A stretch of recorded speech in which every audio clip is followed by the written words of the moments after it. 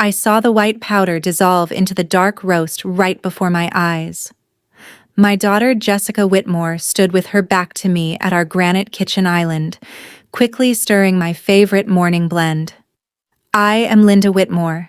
I'm 60 years old. Before I continue, let me know in the comments, have you subscribed to the channel or not? Tell me, what time is it where you are right now? Where are you watching from? And what's the weather like there? Does it match your mood today? I'm curious to see how far this story travels. Since my husband passed away 8 years ago, I have single-handedly run Whitmore Event Management, a mid-sized corporate catering and event firm. I built it from a tiny operation in our garage into a real profitable office downtown. Jessica joined the payroll 3 years ago. Notice I said payroll, not the actual heavy lifting. She and her husband, Brian Foster, constantly dropped hints that I was getting too tired, that the industry was moving too fast for me, and that they should be the ones calling the shots. Today was the most crucial day of our business year. We were pitching a massive 3-year contract to the regional directors of the Sterling Hotel Group. Securing this meant guaranteed income and a whole new level of prestige for the company. Jessica desperately wanted to run this account.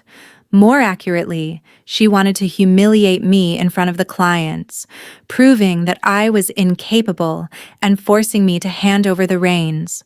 I stood quietly in the hallway, watching her reflection in the dark glass of the microwave door. She hastily slipped a small empty paper packet into the pocket of her tailored slacks. It was likely one of Brian's heavy sleep aids, the kind that leaves a person slurring, confused, and completely unfocused. I didn't need to ask her what it was. Her intentions were clear as day in that reflection. For a brief second, my chest tightened. Not out of fear, but from a cold, heavy disappointment. You raise a child, you pay for their college, you give them a comfortable job, and this is how they repay you. I smoothed the wrinkles from my navy blazer, took a steadying breath, and walked into the kitchen, my heels clicking lightly on the hardwood floor. I wasn't going to yell. I wasn't going to cry. I was going to handle this exactly the way I handled everything else in my business, with quiet, absolute precision. I just didn't know exactly how yet until I saw the mugs. "Morning, Mom," Jessica chirped as I stepped fully into the kitchen. Her voice was just a little too bright, a little too eager for 7 in the morning on a Tuesday. She turned around holding 2 identical matte black travel mugs. We had bought them together during a business trip last Christmas. "I made your favorite, dark roast, black, no sugar." "Thank you, Jessica," I replied, keeping my expression entirely neutral. "Drink up, Mom," she smirked, handing me the mug on the left. "You need all your energy for the presentation today. We can't have you losing your train of thought in front of the board." I took the warm mug, feeling the heat seep into my palms. "You're absolutely right. It's a critical morning." I brought the rim close to my face, pretending to blow on the steam. But my mind was racing. I needed a distraction, just a few seconds to level the playing field. I walked past her toward the refrigerator. "Oh, before we head out, did you print the finalized catering menus? I didn't see them in the main portfolio folder." Jessica frowned, her confident facade cracking for a split second. "I left them on the printer in the home office. I'll go grab them." "Please do." I nodded, setting my spiked coffee down on the counter right next to hers. The moment she turned her back and hurried down the hall, my hands moved without hesitation. I simply slid her mug to my spot and moved mine to hers. The physical swap took less than 2 seconds, smooth and entirely silent. I picked up her clean coffee and took a long, satisfying sip. It tasted perfectly normal. Jessica rushed back into the kitchen a minute later, waving a neat stack of papers. Got them. We should get on the road. Traffic on the interstate is always a nightmare this time of morning. She grabbed the remaining black mug from the counter and took a large gulp, completely unaware. I watched her swallow, my face giving away absolutely nothing. Let's go, I said calmly, grabbing my car keys. We walked out to the driveway and got into my car. As I started the engine, I glanced at her in the passenger seat. She was sipping away, looking out the window with a triumphant little smile. She thought she had already won the day. The drive to the hotel chain's regional headquarters took about 45 minutes. During the first half of the trip, Jessica was an absolute chatterbox. She talked endlessly about how we needed to rebrand the company, how she had some fresh, modern ideas for the clients, and how I should just let her do most of the talking if I felt overwhelmed at any point. I kept my eyes focused on the road, nodding occasionally, offering non-committal hums. I didn't need to argue with her. Biology was about to do all the talking for me. Around the 30-minute mark, the endless chatting began to slow down.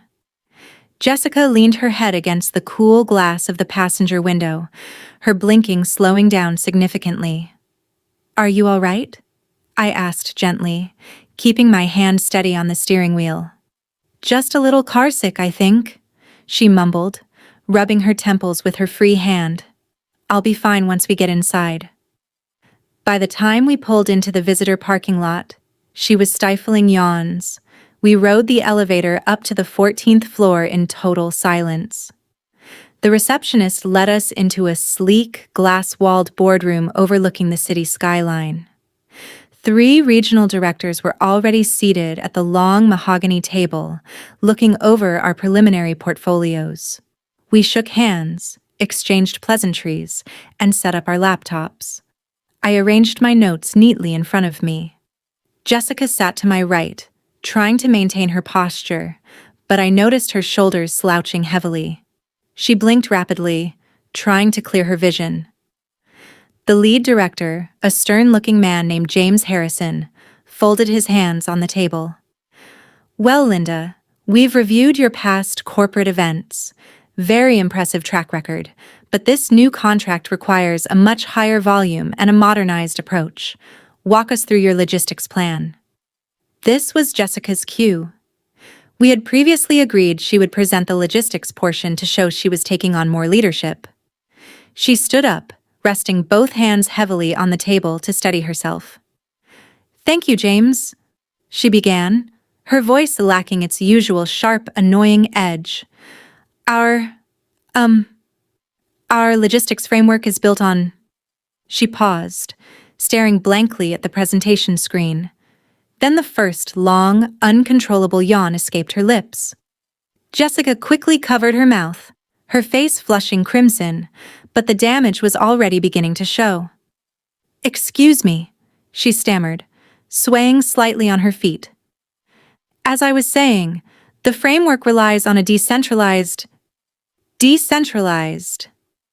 She squinted at the large monitor as if the bold text were swimming in front of her. Her eyelids were visibly drooping, fighting a losing battle against gravity. The sleep aid she had intended for me was hitting her system with full, unyielding force. James exchanged a confused, slightly irritated glance with the director sitting next to him. "Ms. Whitmore, are you feeling well?" One of the women at the table asked, her tone laced with professional concern, but her eyes sharp with judgment. "I'm fine. Perfectly fine," Jessica slurred, attempting a reassuring smile that looked more like a painful grimace. She tried to click to the next slide, but her finger completely missed the button on the remote, dropping the plastic device onto the mahogany table with a loud clatter. She bent over to pick it up and almost lost her balance entirely, catching herself awkwardly against the back of her leather executive chair. The room fell into a heavy, uncomfortable silence. I sat there sipping my perfectly clean coffee, watching my daughter's carefully constructed sabotage unravel onto herself. I didn't feel a surge of malicious joy, nor did I feel the urge to rescue her immediately. I only felt a profound sense of clarity. She had been perfectly willing to embarrass me in this exact room in front of these exact people, just to stroke her own ego and grab a title she hadn't earned. I let her struggle for exactly 2 more minutes. She rambled through half a broken sentence about catering delivery vans before trailing off entirely, her chin resting dangerously near her chest. The clients were visibly uncomfortable now, shifting in their seats, clearly doubting our company's professionalism. James cleared his throat, preparing to politely end the meeting early. It was time for me to take control. I stood up slowly, calmly, picking up the presentation remote that Jessica had abandoned on the table. "I apologize for my daughter," I said, my voice steady, warm, and projecting easily across the large room. "She hasn't been feeling well since yesterday, but she insisted on coming today because she cares so deeply about this project and your brand. Jessica, why don't you sit back and rest? I will take it from here." Jessica collapsed back into her chair with a heavy thud, her eyes half closed, completely incapable of arguing or even registering what was happening. I turned my attention fully to James and the board. I didn't look at my notes. I didn't need to. I built this company from scratch. I knew the numbers, the logistics, the profit margins, and the vendor networks in my sleep. Regarding the decentralized catering hubs, I continued smoothly, picking up exactly where she failed. We have pre-negotiated contracts with 4 commercial kitchens strategically located within a 10-mile radius of your primary hotel branches. This guarantees a delivery window of under 45 minutes for any emergency banquet requests, bypassing standard downtown traffic.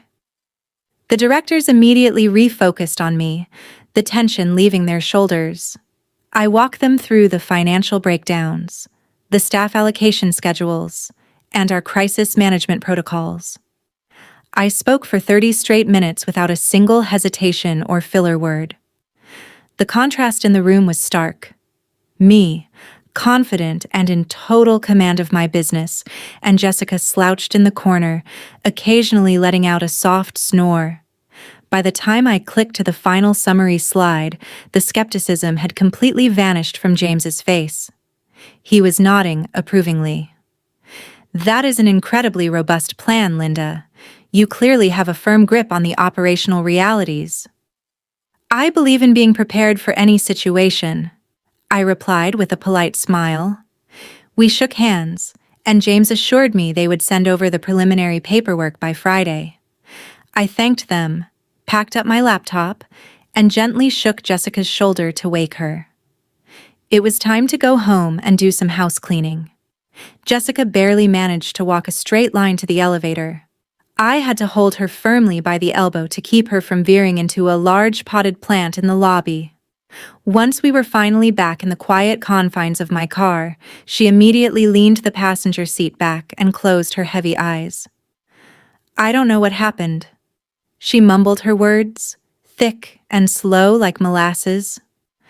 "I felt so dizzy. My head is spinning so fast."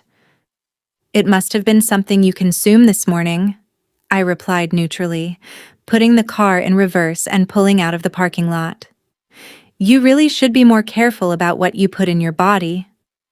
She didn't catch the implication, already drifting back into a heavy drug-induced sleep.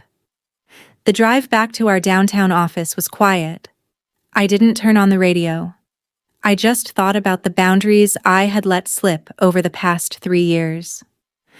I had paid the down payment on Jessica and Brian's spacious suburban house. I covered the insurance, maintenance, and lease for the luxury company SUV that Brian drove, even though he didn't work a single hour for me. I had let them blur the lines between family and business because I wanted to be a supportive mother to my only child. But support had quietly turned into entitlement, and entitlement had boldly turned into sabotage. When we finally arrived at the Whitmore event management, I parked in my reserved spot near the front door. I nudged Jessica awake a little harder this time. "We're here. Go home, Jessica. Take the rest of the day off." She rubbed her face, looking around the parking lot confusedly. "What about the post-meeting debrief? We need to strategize." "There's nothing to debrief. I secured the contract," I said plainly. "Have Brian pick you up or order a ride. You're in no condition to step foot in an office." She was far too exhausted to argue. She grabbed her purse, stumbled out of the car, and leaned against the brick wall. I watched her order a car on her phone before I turned my back and walked into the building. She had no idea I was about to restructure my life entirely. I walked straight past the front reception desk and into my private office, locking the door behind me. My first call wasn't to a lawyer, and it certainly wasn't to the police. I had zero interest in dragging my family name through a messy public drama or paying hourly legal fees to solve a problem I could fix myself. Instead, I called the commercial building manager and requested an immediate lock change for the main office glass doors and my personal suite. Next, I sat at my desk and logged directly into the company banking portal.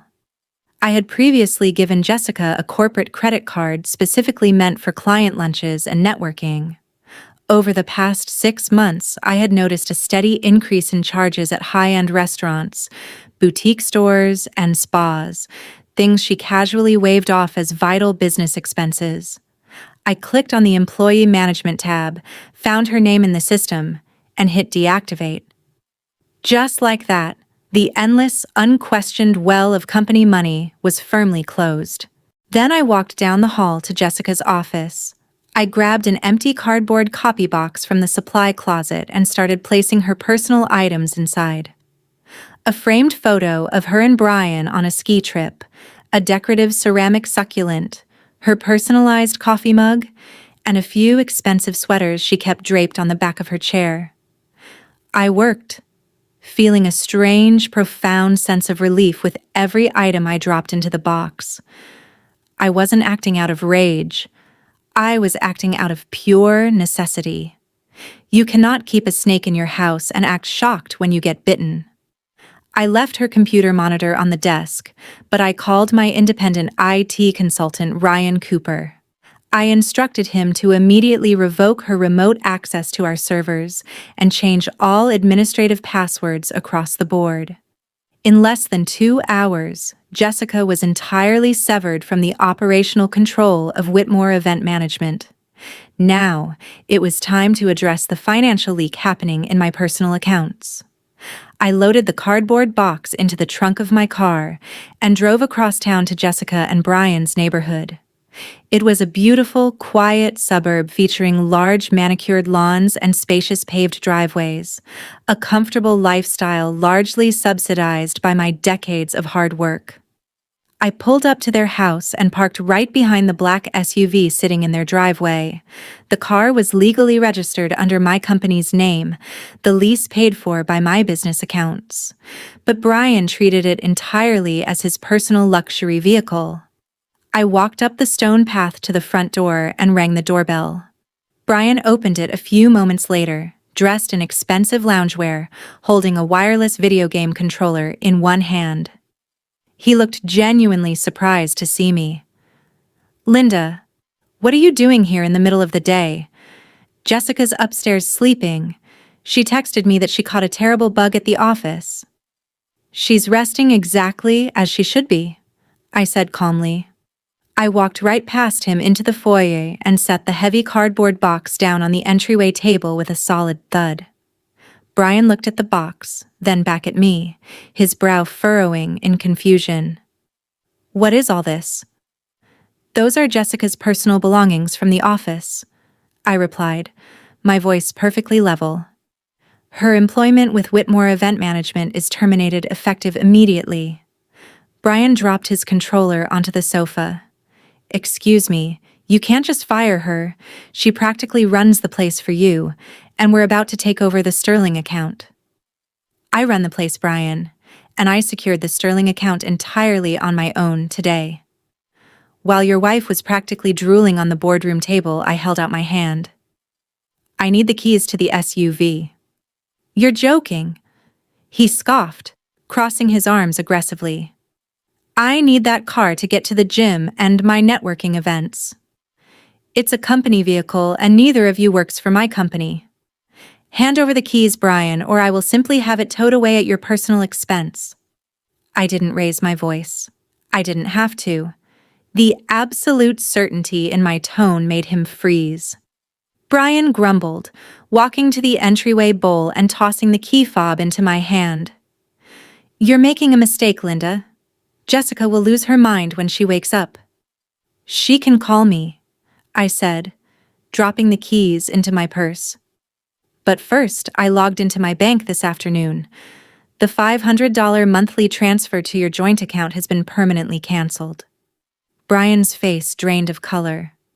Wait, Linda, our mortgage is huge. We rely on that. Your mortgage is your responsibility, I replied firmly. It's time you both figure out how to finance your own lifestyle. Heavy footsteps sounded on the wooden stairs.